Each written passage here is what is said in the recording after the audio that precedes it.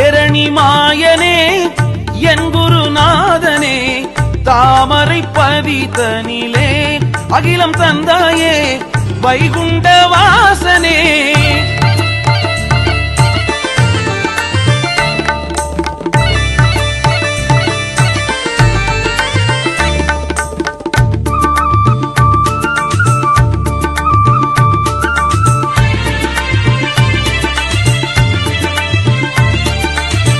ஐயா அன்று விருந்து ஏற்ற பதிதான் என்று சான்றோர் சொல்வார்.